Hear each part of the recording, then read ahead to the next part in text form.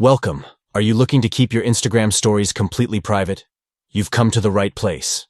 Today, I'll guide you through the updated method to hide your Instagram story from everyone using your Android device. It's super easy and takes just a few moments to complete.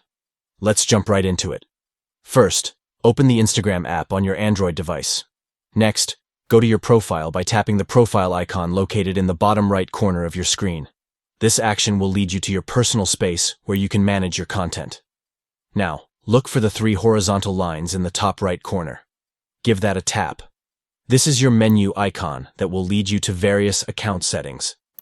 In the menu, find the section that says Who can see your content. Here, you will see an option labeled Close Friends. Click on that to proceed. Now, you'll want to clear your current list of close friends. Tap Clear All to remove all users from this list. By doing this step, you ensure that no one has access to view your stories. Finally, you can create your story just like you typically would. When you're ready to share it, tap on the Close Friends option again to share your story with an empty list. This way, no one will see your story. And that's it. You have successfully hidden your Instagram story from everyone in just a few easy steps. Enjoy sharing your moments with complete privacy.